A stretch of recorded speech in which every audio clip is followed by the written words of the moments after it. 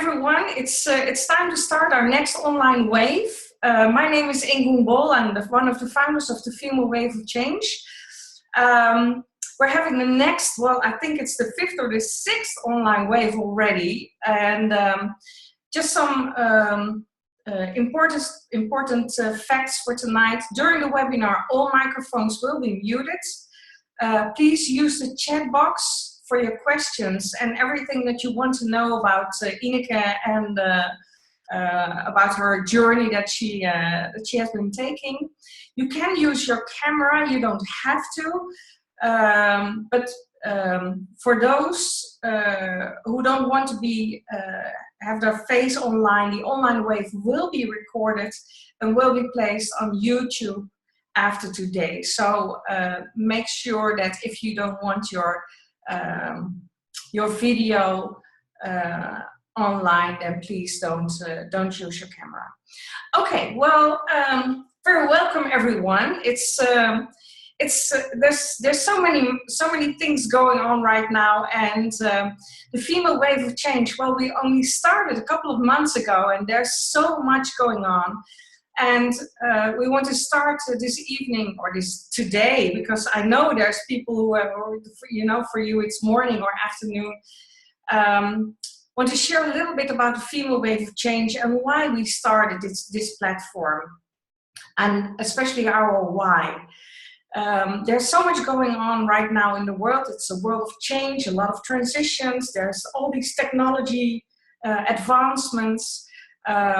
Environment and energy awareness. There's the global goals of sustainability 2030, of course, demographic changes, globalization, and especially the changes in the workforce. And we really believe that it asks for a more feminine understanding and approach in creating new opportunity. And that's why the Female Wave of Change started.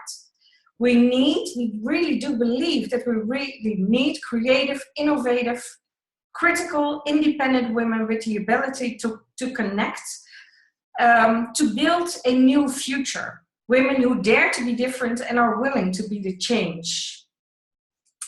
So what's our mission statement? The Female Wave of Change celebrates change by inspiring women worldwide to connect, to share knowledge and experience, and to initiate that wave of new opportunities.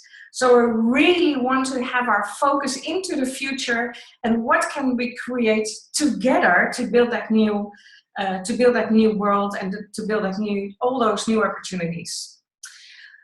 Well, Female Wave of Change has the ambition to grow a group of female change makers and leaders, women who take responsibility to build a future for their families, their communities, and of course for the world. So it can be, at every level. It's not like we don't believe that every leader has to be on top of that big corporate organization or has to be in politics. No, people can be leaders in their own communities, and that's very important. What's our strategy?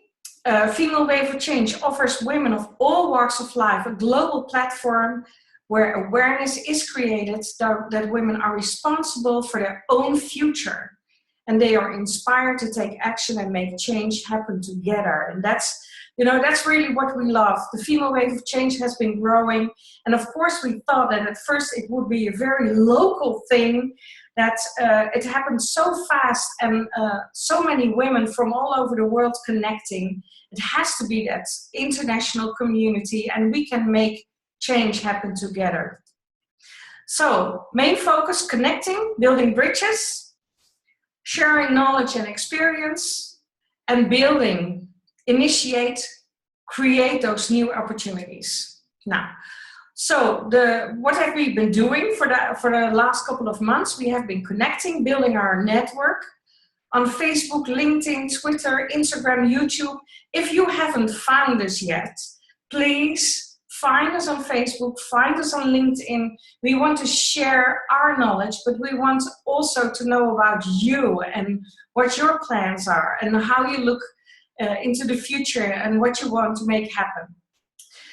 So we want to inspire, share knowledge and experience. Well, we do that amongst other things by doing these online waves And we started every 3 weeks, but we have so many great speakers that we have decided to organize these waves every 2 weeks. So it will be a busy schedule, but there will be what we have seen, especially also for the summer period, will be a great group of speakers. Connect, inspire, share, and create. A lot of words, but what we intend to do, especially on our global kickoff wave in September the 19th, is combine all these things of great speakers, but especially also to combine working together, connecting, but also working in groups and really creating those new opportunities. And we have this great Female Wave of Change website. Well, that's created by Sandra. She's online also. And please have a look at what is happening there and all these speakers that are coming. It will be an international community. Where you see here, Jane, she will be flying in from Nairobi. We have someone, she will be calling in from New Zealand, Sally. We have Bonnie, who is she's flying in from Switzerland. But there will be more and more women and men. We even have some men planned. This crowd of women that will be performing at the global kickoff will be growing in the next couple of weeks. So find us on all these social media, but find us also, connect on the website, and we really love to hear about you, because we cannot do this on our own. Well, for now, I want to introduce to you Ineke Hurkmans. For those who don't come from the Netherlands, that's really a very Dutch name. So, well, I met Ineke. We met 6 years ago for the 100th International Women's Day. She had only just started the jump movement and called me and said, I think I have something that needs your attention. Well, we did again the Global Women's Summit in the Netherlands that year, and we went to the Global Women's Summit in Los Angeles together.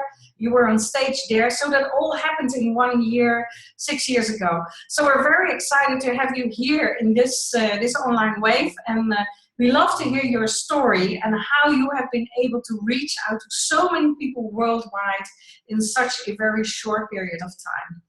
So I'm going to stop sharing my screen, and you will be sharing your screen.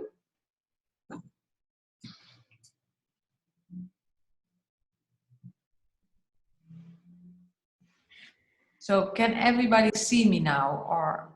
Yes, we see you, but we don't see your screen yet. Okay.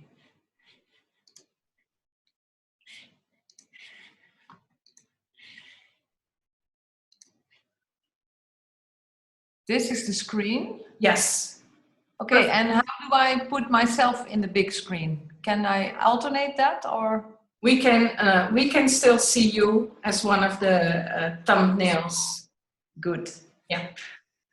Well, thank you, Ingun, for introducing me and inviting me to be one of the speakers of the online wave. And I think it's really cool to have this opportunity to reach out to women in this case and talk a bit about my perspective on female waves of change. And obviously, change is always connected with movement. So how to create movement is actually the topic of my talk, and I suggested I will just go into this presentation, and then later on there will be a lot of time to ask questions or to interact. And of course, in the meanwhile, you can already use the chat function to give your thoughts or ideas. And if the list will be very long, Ingun will give me a sign, and I'll postpone the presentation and to have attention for your questions or your remarks. Could that work for you? All right, I see some people nodding, so that's cool. All right, so these three topics I want to address today is the one is how to create movement. The second is how to not manage movement or the movement. And the third one is my more personal story on how to be a global female entrepreneur. And because that's what I'm doing at the moment. I'm working in 12 countries with my program. This thing lives its own life here, I guess. So how to create movement. Now this is the first picture I want to show you. This is my family. And life is movement. These people are the closest to me and my husband. You see our children and our grandchildren and the spouses. And this is really cool moving. It's going on its own. It's really a cool moving group of people. And they live all over the Netherlands in different cities. But they are all like connected to each other and this source of a family that we created. Jeroen and me, we married 18 years ago, so we already had our own families. I have 2 children and he has 3. And it was like a merge of 2 families. And the merge went really successful because all these people like each other and all these people love each other and all these people are connected. And I think that is, for me as a person who is working into change, that's the most rewarding that I could feel, because our love brought this group of people together and it works. So you can see we have little guys already. We have 5 grandchildren. The youngest is Floor. She's all the way to the right. She's 3 already, so this is a bit older picture. And the oldest one is sitting right in the middle, the guy leaning on the shoulder of his mom, and he's called Jan, and he's 9. So that's the range of ages. I'm really proud of this bunch of people. So that is my personal pride. This is where I live. So this is a picture of the area that I live in Eindhoven. That's in the south of the Netherlands. And I live in a very cool area because it is the former Philips factory estate. So the building that you look at with the clock, that is called the clock building. And this one here is the old chimney over there where the factories were having were hooked on and used to use it in the production times. This is a very cool area because I live here, but in this clock building there is my office.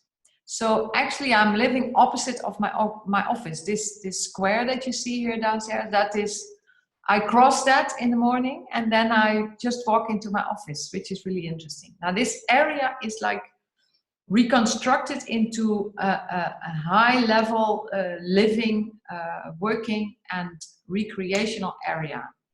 It's very cool because there's a lot of entrepreneurs there. We have 750 little and sometimes bigger companies in this area. It's 21 acres big. And we have the coolest coffee shops and restaurants and very cool shops. So I can always like buy new stuff and cool clothes there. So it's really cool to live here. And this area is also all about movement because every week something else happens. There are a lot of new buildings arising here. So they're constructing actually new tall skyline buildings, which is the combination between the old and the new. It's really cool. So you can imagine this is a very inspiring place for me. I made these pictures from my home, so from the house that I live in. So it looks very urban, and it actually is. So Eindhoven is a city of 250,000 inhabitants, and it's not the biggest city. I mean, it's the 5th city of Netherlands, but still we have a lot of interesting technological and educational and creative communities in the city, and they come together a lot of times. So we are hope for the future. So now this idea on how to create movement. I love to always use metaphors of nature. And one of the metaphors, you already saw it here, that is this flock of birds. These are sparrows. And what I think is so very cool and amazing, and which is parallel to how groups of people move, these birds, they just start flying towards the south to have their winter. And they have this island. Why is this thing? I'm not touching anything. Well, it lives its own life. So these birds are just starting to fly, and they end up in this island in the south to have their winter time. Now, I was curious on how that works, and it actually has a very cool system, because in this swarm of birds, they make little groups of 5 or 6, and they watch each other. So the moment one of the birds in this little group of 5 or 6 starts moving, the other ones just blindly follow him. And all people and all the other birds are watching also 5 or 6, which one of them is participating on. So that's why you get these fantastic dances in the sky. Now, sometimes you think, "Ooh, this might be chaos, because what are these birds doing?" But still, they're always flying to the south. Now, this metaphor was interesting to me.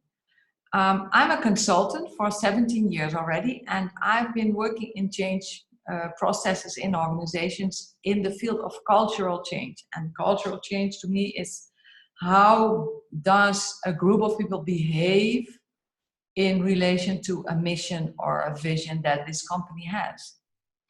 And I noticed that a lot of management and boards use this remote control management. So they are actually steering an organization. And they say, "Okay, we're going to move that way, and it's like that." And they start pressing the remote control. Now, of course, we all know that everything that is fallen from the top to the bottom, you need to, if you want to have it top-down steered, everything that falls down from top to down to bottom, you need to run, because otherwise it could fall on your head. These are really interesting ideas. So that is what lots of time happens to the workforce.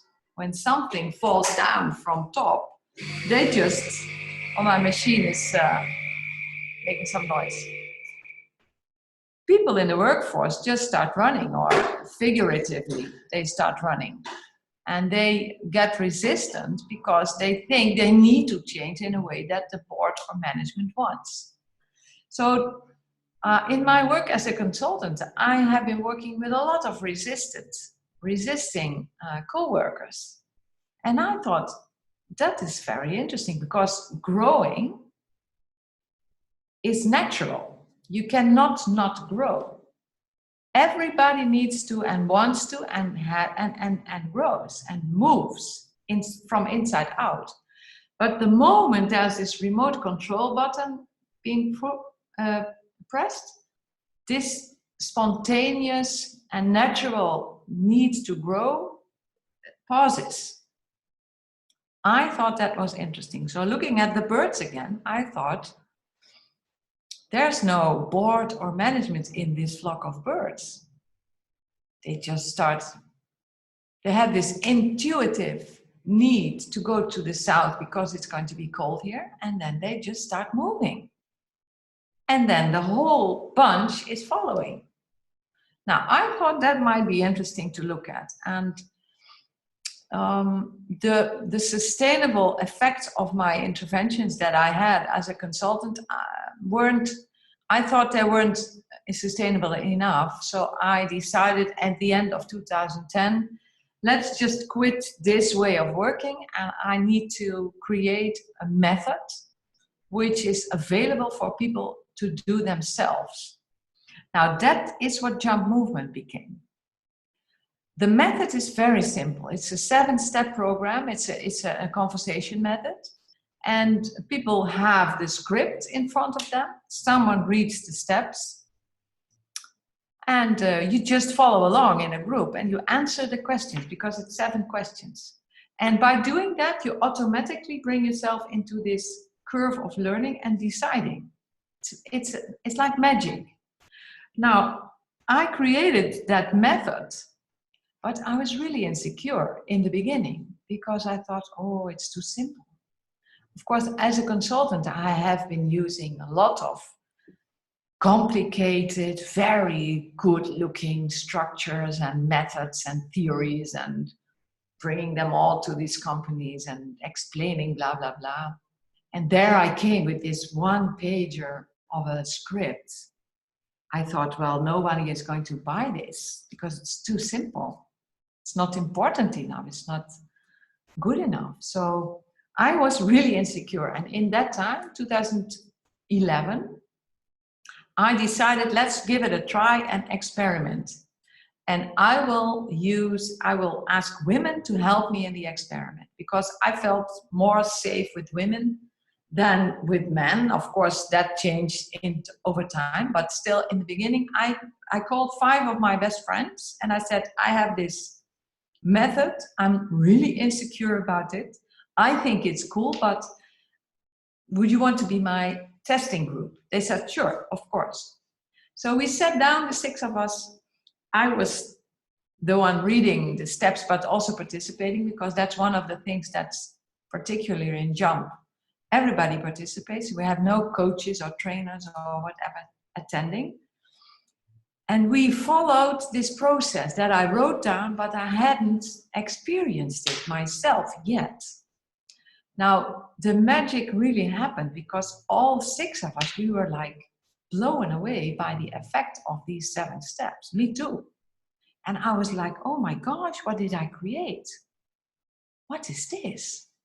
What, this is amazing. But even then, after that experience, I kept on being really insecure because I thought, yeah, well, how am I going to sell this to the market? I have no idea. So I said to the women, please take this script, invite some of your friends and try it again. See if the same magic happens, then pass on the script to those women and let's see how this flock of birds is flying.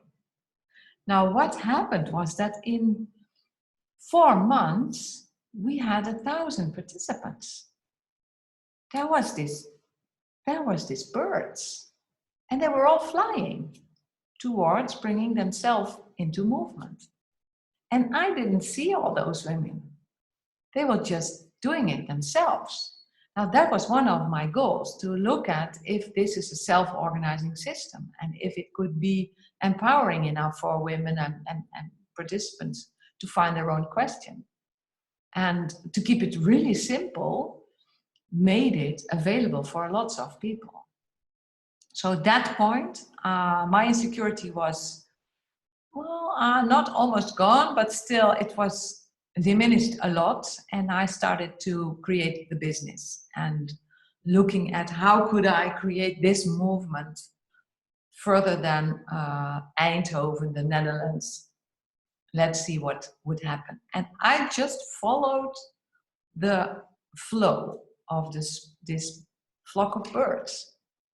Now that is actually one of the biggest lessons that I learned and still learning nowadays, because now we have 73,000 participants in 12 countries, men, women, young people, children, disabled people, blind people, deaf people, working people, unemployed people, well, homeless people, you name it. It's amazing where this method falls down and just works. One of the things in the method which is really cool is that we block some of the automatic behaviors that people have. Now, one of those is helping others. Now, this image says a lot about our need to help others. So, for example, if someone says, "Oh, I have this pain in my back," I can hardly sit. Before you end that sentence, you might have, oh my gosh, it starts moving. Before you end that sentence, you already have 3 advices of go to this chiropractor, use this warm lamp, I don't know, go to this massage therapist, whatever, without you even asking. And that is one of the things I noticed too in this method that I created. It's forbidden to help. It's forbidden to give advice. It's forbidden to interfere with the story of the other. And that's what we do by managing the time. Now, this is cool because if you stop helping the other one is able to help themselves. You just give space for another one to start helping themselves, which is, of course, the most effective way of moving. So if I say to my grandchildren who are staying with me on Saturdays, and they say, I'm bored, Grandma, I don't know what to do. And I start giving suggestions. Oh, go and play with the ball, go and do your bicycle, go and do this, go on. They all say, no, I don't want to. No, I don't want to. So when I say, what do you really want? They say, I want to go on the iPad. So they know, but they just want to have the attention, which is really, I love looking at children. Because we all are children, actually, somewhere, still deep inside. Now, this is my message. This is actually, I created Jump Movement, the method, as a gift to the world. It's free. You can just download it from the internet.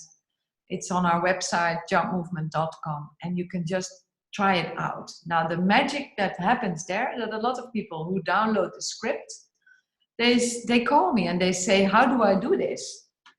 So then I say, can you read? They say, yeah, of course we can read. So I say, okay, start reading and do what it says. But there we have the need to learn. And of course, over the years, we have had so much experience. We have had, oh, I'm sorry, this thing is really walking on its own. We had so much ways of implementing it and using it that the coolest thing actually is that we tend to say to companies, because we work with a lot of organizations to get Jump implemented as a way to sit down and look at yourself. And so we say sit down and jump, because if you jump, you just freeze actually the automatic responding process. And that is cool, because then you get space to find your own answer. I already addressed this managing time. This is actually what we do literally with a timer. So if we say we have 7 questions and every participant gets 2 minutes each, maximum, then we just put the timer on if someone says, I will answer the question. And it's really cool, because when you set the time like that, everybody can relax, because they know I will get my turn later. Now, in a normal conversation, it's actually always like a battle of attention. So I say something and that reminds the other one of something, and they interfere or they interact and they give advices, and we just want to get the attention back. Now, by doing this, we see in the second step, everybody relaxes. And when people relax, something magic happens. They start feeling and they start connecting to themselves. Now that is like in a split second happening. In the first round, if everybody has had the experience that this timer really works, then they start relaxing and they just answer the question from where they are at the moment, which is really cool. Now this peacock is another image and another very important part of the jump. There's this step saying, where are you proud of? And I noticed that in all kinds of groups, even in organizations or in mixed groups or women's groups, it's very difficult for people to really speak out where they are proud of. We have this idea that if you're proud of something, that you are like arrogant or talking much about yourself. But still, if you can really verbalize something that you're proud of, and you can feel it, and the group gives you an applause because that is the reaction that they can give, you feel acknowledged and you feel, wow, they see me. And it sounds really small, but it's a very, very, this step has very, very big impact. So there are these interesting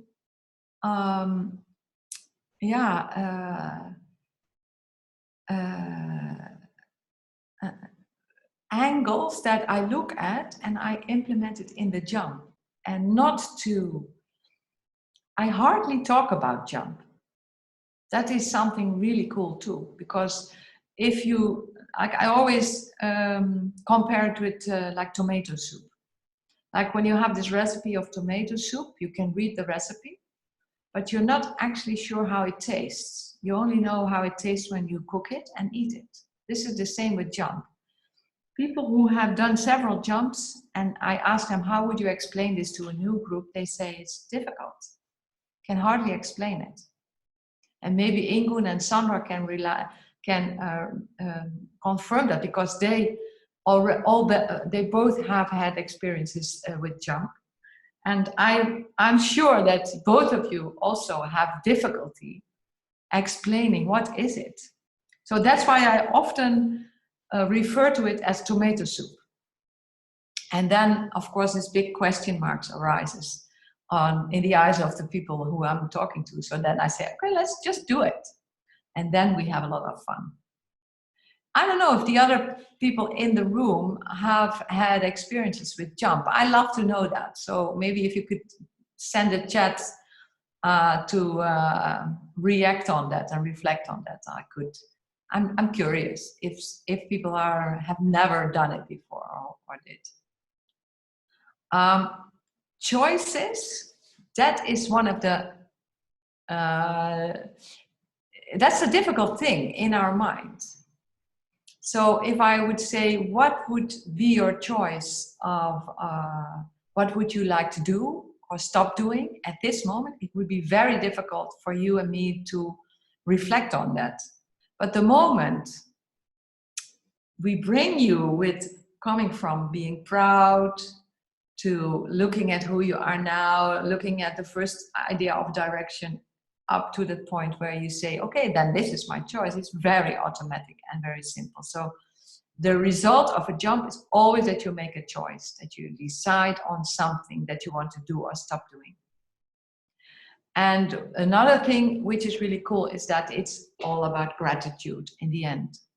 And when you bring yourself to a very cool new decision, you feel happy.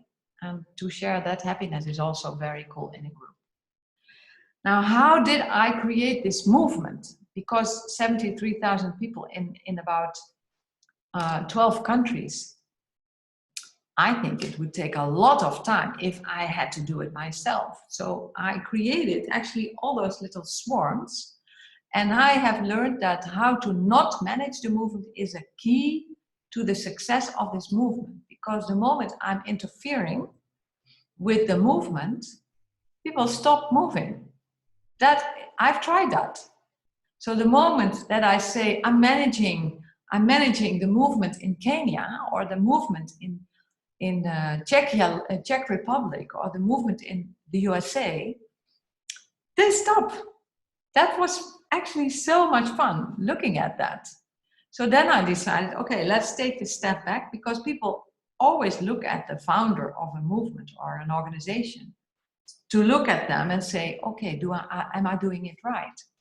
So then I just decided to not manage it again. I was just only creating exposure on the brand jump movement by jumping with all kinds of groups, giving them tastes of this tomato soup.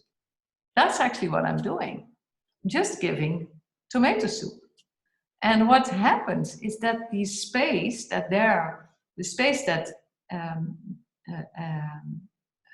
arises there, people start moving. So it's like this image of this little plant growing inside this wall, because there's this little space. You can grow. If the wall would have said, okay, I'm a wall, you can grow here, it's really, really strange. So not doing is actually the key to movement. Now, this is the most difficult thing that you can imagine, because we want to manage stuff, because we want to feel important, we want to add, we want to give suggestions, etc., etc. And how to not manage the movement often is referred as being lazy or not interested or not motivated. While as I'm not managing the movement, but I'm completely connected to everything that is happening.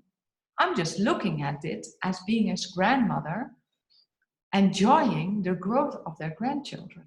That is what I'm doing. So I'm really enjoying these movements of these flocks of birds. And sometimes they're really small, sometimes they're really big. We have organizations where hundreds of people do jumps. We have organizations where 2 people jump. That's cool. Stop postponing my judgment on what happens creates how to not manage the movement. So stop postponing or stop judging the what happens. So postpone the judgment helps not to manage the movement. So that's one of the coolest things that I've noticed. And by doing that, jump movement became a magnet. And the magnet is about that people come to me, they call me every day. People call me saying, how do I do it? Or how can I join? Or can you come and bring a jump to our organization? That is happening all the time. And I think that's cool because that's so enjoyable for me. I'm just like having so much fun meeting cool companies and people. So it sums it up in a way that it says, stop managing movement, postpone your judgment on what's happening, relax, and enjoy these children playing. And this method helps it to sit down and jump and create their own step. So it's like automatically. Being a global female entrepreneur, I have never thought that I would be that. So it's not something that you, in group 6 of primary school, they say, what do you want to be later? Later on when you grow up, I'm going to be a global female entrepreneur. Never. Even when I started Jump Movement, it was not obvious that this would turn out. But for me to take steps back and to just follow the movement, it happens. We are commercially involved in 5 countries, and in 7 countries besides that we support all kinds of projects and schools or women's projects, or like a hospital for labor in Gambia, schools in South Africa, in the slums in Kenya. I know Jane personally, Panama, US. We have these coolest places where it's arising. And actually, I'm not sure what a global female entrepreneur is. I think that my way of creating change and the feminine way, the female way of change for me is to take steps back, be a grandmother, and enjoy how my grandchildren are growing. And how, so being an entrepreneur is take steps back. We have over 200 certified professionals trained to bring Jump Movement to the world. I'm taking steps back. Because the moment I decide, okay, you go this, you do that, they stop moving. I tried it. It doesn't work. So I'm just applauding. I'm just applauding everyone. And if someone comes to me and asks a question, I help them. Because then they want my advice. And that is very cool to feel and look at and experience.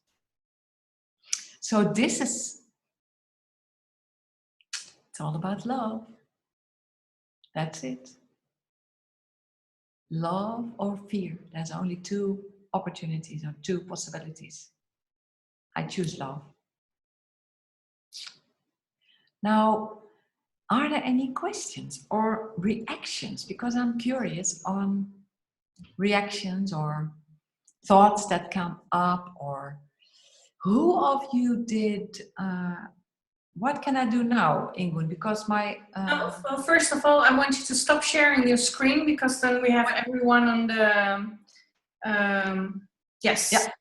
Okay. Those of you who don't want to share their video, that's okay. But then I have not really a way to communicate. So please ask your questions in the chat box.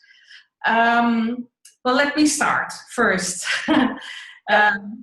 Because I've seen you grow, and I've seen the jump movement grow for the past couple of years. And the female wave of change is also very much about we have to create new opportunities in the years to come, because so many jobs will be lost because of technology advancements, artificial intelligence, and things like that. So we will have to be creative in how we want to build the future. And for women, it's very important to become financially independent. We hear you say a lot, it just happens, and just relax, and things like that. And it's a very it's very my rational way of thinking is but you need to earn money. If you want to become financially independent, you can create something. It does. We reach out to a lot of people, but in the end, women especially, they have to become more and more aware that they have to create their own income streams. So can you share us a little bit more about the business model that you've been using and that you have been building the last couple of years? Yeah. Sure, because making money is one of the most important things that is in my life. I have been a single mom from my 23rd year of age, and that was like demanding me to create my own income. So that was tough at that time, but still I learned that making money is not my goal, but it's a very cool effect of the things that I'm doing good. So that's the first thing I wanted to say. Then the other thing is that the business model of Jump Movement is that in general, it's very important to have this. So if you want to take steps back and enjoy the movement of the others, it's really important that you have a simple, structured, and very clear way of working. The more complicated a business model is, the less movement you will see. So that is in general. Now, specifically for Jump Movement, we have several layers of income in the company. First is that people call me and say, we need you in our company. So it's more the consultancy kind of jump. So what we do then is we train jump starters in the organization, which of course is bringing knowledge and bringing the method there. We charge for that. And I do it, or I bring certified professionals to do it for them. So that is actually the consultancy kind of way. The moment we train the jump starters, it takes like 3 or 4 hours to give them in the right mindset and right way to do it. We disappear. So we become invisible, because otherwise we would be the consultant that I've been for years, where they come depending on, or that they say, well, it's not effective what you do, because they need to do it themselves. So that's the first thing. Now, the second thing is someone calls me and saying, I have this practice or this company, and I really want to use Jump Movement as a way of helping my clients. So that is possible. Then we go into the certified professional phase, and people start attending the training, and we help them on the steps that they are taking in their developments to become successful as a certified professional. And that is the thing. The moment they train jump starters in organizations, there's also this threat of income, because then they buy with us the materials and the training licenses for their clients. So we have several ways of getting income. We have this web shop where we sell really cool stuff like cotton bags, which say I postpone my judgment for a while. So Yeah. or stuff. That's not where the money comes in, but I always give those things for free. But still. So that is where we have a very, very cool business model in place. And I agree with you that using a method like jump movement is very interesting because it's so simple and it's needed. So I think the more complicated business models are, the less interesting they are for women. Mm-hmm. Does that answer your question? Yes. Yeah. Thank you. And I do believe it's the feminine way to, when you start a jump, your business model was not yet in place. It has been created on the way. And I do believe it's also a very feminine way of building businesses. It's not, you don't have to be, it doesn't have to be fixed. When you start, it grows on you. Yeah. Well, one of the things that I, as a strategy, was fake it till you make it. I use that as a strategy, especially in the beginning, because I can remember that I was called by the Royal Bank of Scotland to come introduce jump movement. I was like really scared because that is in Amsterdam on the Zuidas, where all the banks are. And I was like, oh my gosh, they will think it's nothing. But the board was interested and they wanted to have the experience. And I got there. And this was the turning point for my insecurity because I was like scared that they would, laugh at me and saying, this is too simple. Yeah. But still, we did it. I just thought, okay, fake it till you make it. And we'll do it. And in the end, the director of the board said to me, this is the coolest thing that you created because this is what the world needs. So that was the moment that I decided never to be insecure on the method ever again. Because I cannot predict if someone likes my soup or not. And if they don't like my soup, well, please don't eat it. Don't eat it, yeah. No. Okay, thank you. I really would like to have some of the others to ask their questions. So please let me know if you have any questions. So I read that a number of you haven't ever done a jump, which is cool. Yeah. And my question to you is, are you curious? Is the magnet attracting? Are you curious? Yes. Okay, Sonia, do you want to contribute something? You can unmute your phone. I can do it for you, your microphone. Maybe you would like to say something about it. Sonia? Can she use the microphone? Yeah. I have unmuted your microphone, so you can... Hi, Sonia. Hi. Good evening. Now, I just wondered what it would be like to be in a group and do the jump movements. Is it also only for women? No. No. We started off in the experimental phase only with women, but now we do jumps with diversity, with diverse groups, men, women, mixed groups. No. Okay, and what is the result? How do the people use it in their lives? Very broad. That varies from with your friend at home on the couch, having a good conversation through the jump, towards HR-related situations in companies. Okay. So it's really, really broad implemented, because the key of jump is attention and giving yourself and the others attention, and sitting down and stopping these automatic processes that we are often in, and that results in a decision that you make. So you start moving yourself in this conversation. Okay, well, it sounds good. I'm a coach myself, so I recognize the way of working as a coach.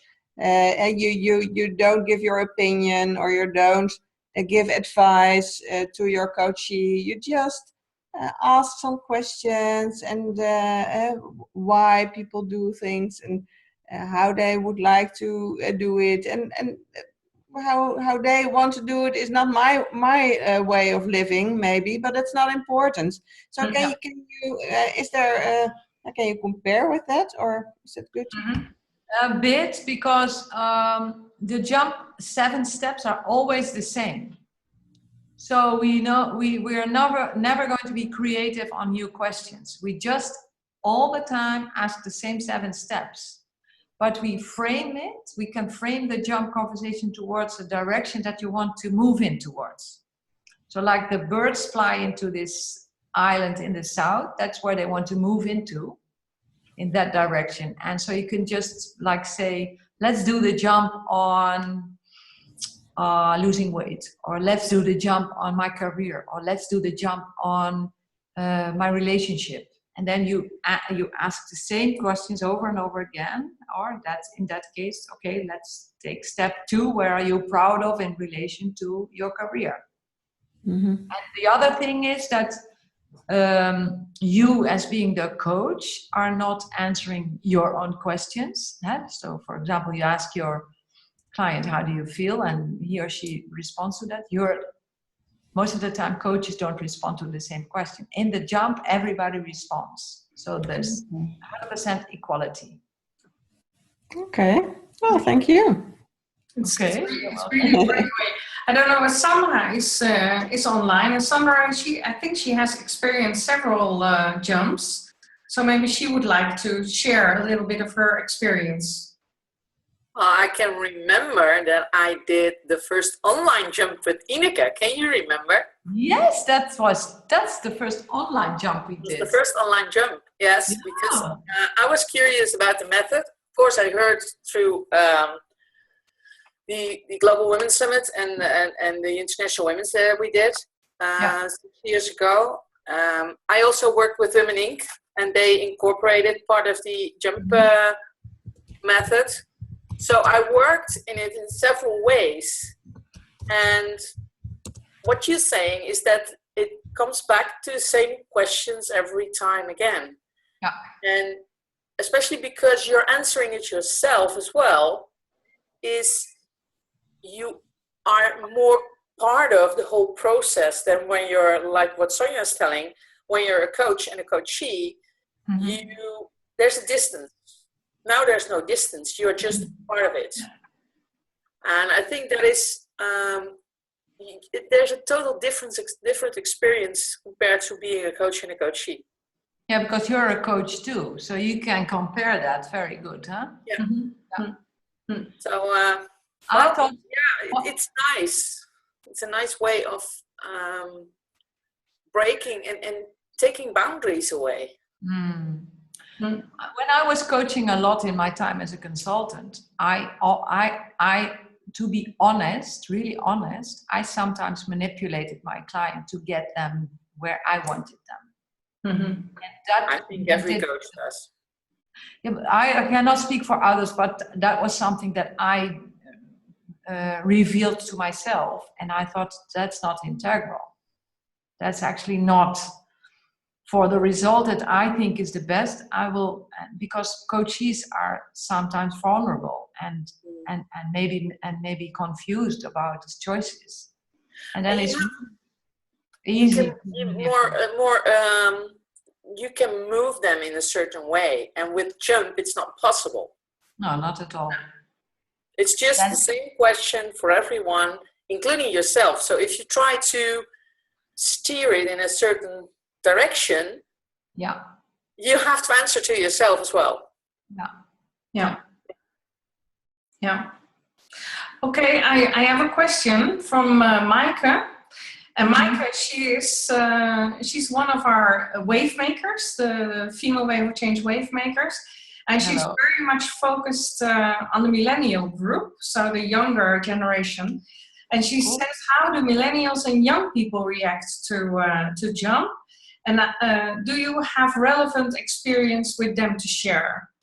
Oh yeah, we have done a lot of jumps with millennials.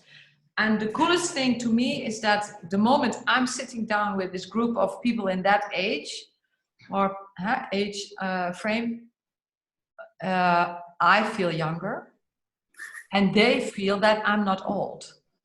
Mm-hmm. It sounds a bit strange because the interaction of generations, when I'm a grandma, that immediately you have this distance, and doing a jump is to be vulnerable equally. Now we have done a lot of jumps with young people, like in the age of 25 to 35 to up to 40, and to me occurring is that they are really open, they are really aware, they really want to grow and make good decisions for themselves, but they have a very, very complex area that they need to conquer, because it's like the questions that they arise. I think Maaike can relate to that if she is focused on that group.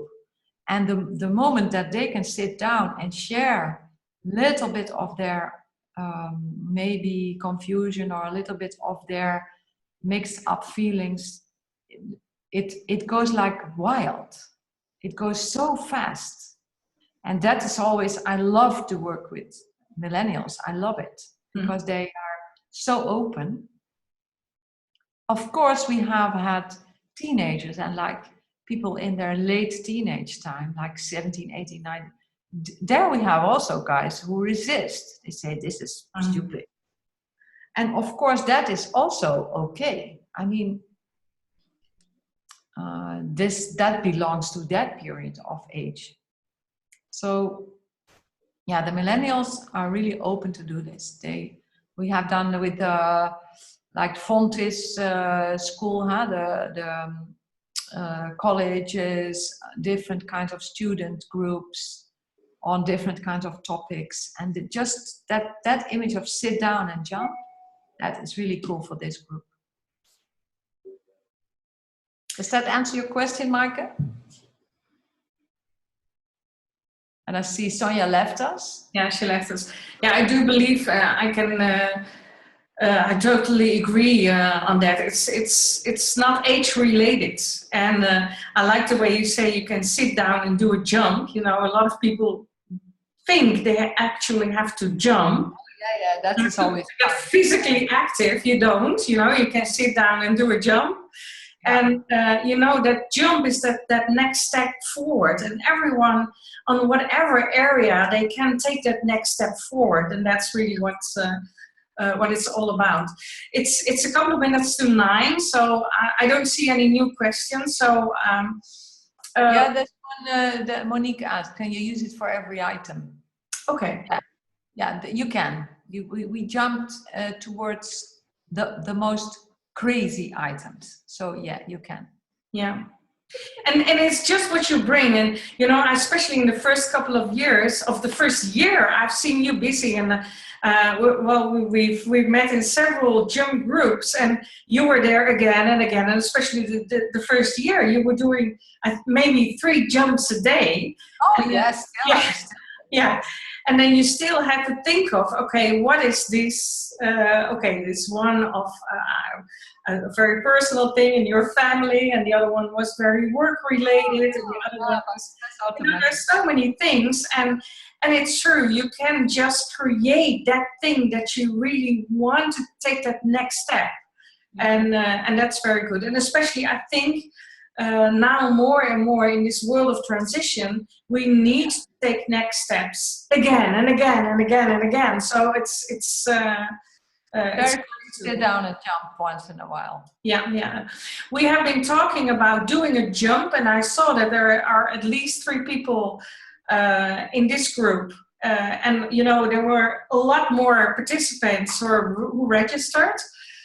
We've been talking about maybe organize an online jump for this group. So that would really be great. So if you could just give us a time and a date that we can organize something. Sure. Because I do believe that, you know, for now we have especially seen your story, your entrepreneurship, your how to create something like this and how to bring this movement into the world. But I do believe it's a great experience for each and everyone to experience that jump. So and 21st of June, maybe to add that, we have this very cool conference called So You Think You Can Move. Yeah. And it's all about in depth. We have really cool speakers there. And of course, we'll do a jump. And it's in Eindhoven, very cool city, of course. And about how to not manage the movement. So if you want to know more, go to the website soyouthinkyoucanmove.com and then you can register or look at the program. Yes, great. Yeah. Okay. Well, for now, thank you very much, Ineke, for joining us tonight and sharing your story. It was very interesting and very inspiring, I think, for most of us to hear how you really created this from out of the blue, really doing this and reaching out to so many people. That's really wonderful. Thank you. We have been recording this web event, so it will be online. I think it will be Saturday, so we'll share the link to everyone who has been on call and who registered, but we'll also bring it into the groups of Female Wave of Change on Facebook, on Twitter, on LinkedIn. Well, we will share it everywhere, so people can still hear and be inspired. Okay, well, thank you for all the participants for being here. Thank you, Ineke, for sharing your story, and we love to hear more of it. Thank you. All right, thank you so much. Have a nice evening. Bye-bye.